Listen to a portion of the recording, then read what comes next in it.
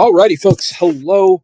It's going to be my walkthrough for our final IDM blueprint here. We've reached the finish line. I'm excited to see what you guys have come up with, and I'm also excited to share what I've been working on for this semester.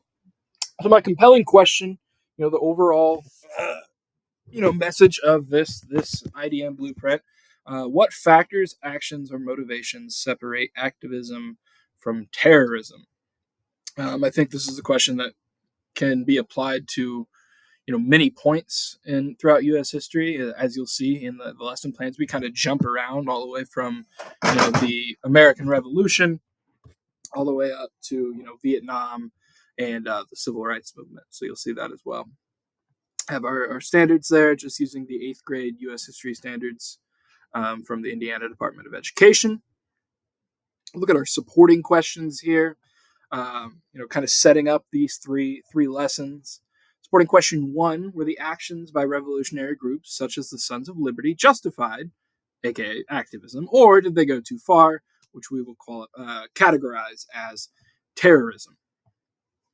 Supporting question number 2: how did the tactics of the civil rights movement differ from more radical groups like the Black Panther Party, and how did those differences affect public perception and government response? So, our MLK versus Malcolm X style question here.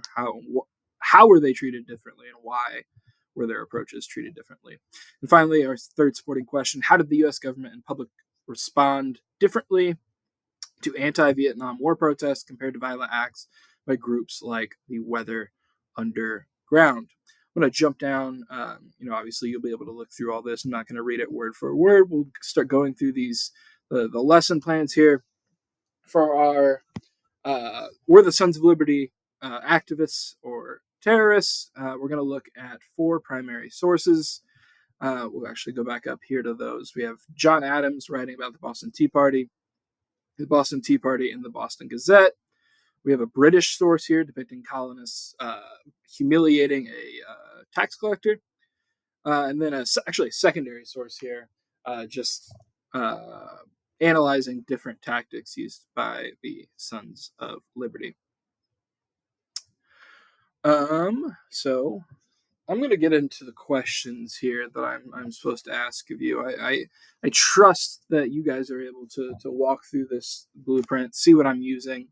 I just don't want to read this word for word here. So help with sources. You can see my MLK sources here. I'm thinking there's room here for more non-traditional Martin Luther King Jr. sources, such as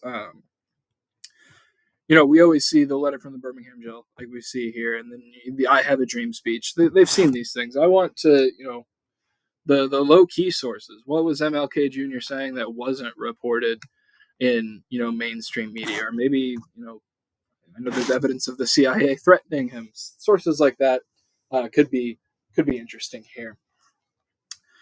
As for engagement, there is one activity I was questioning whether the engagement would be great here, and it's for our Sons of Liberty formative performance task. They're writing a claim, evidence, reasoning paragraph here.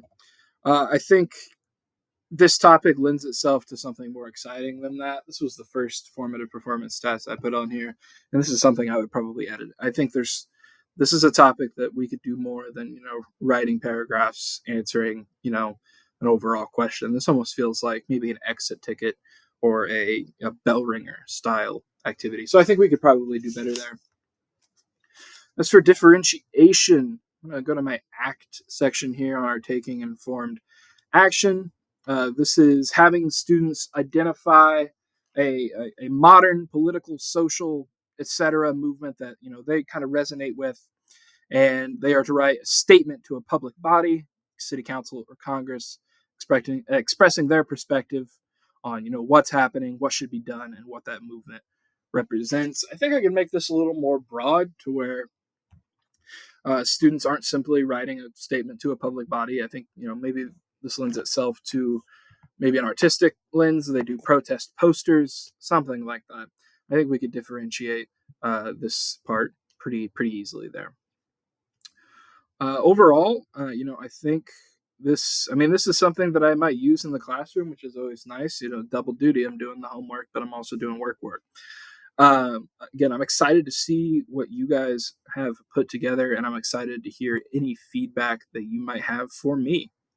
Thank you.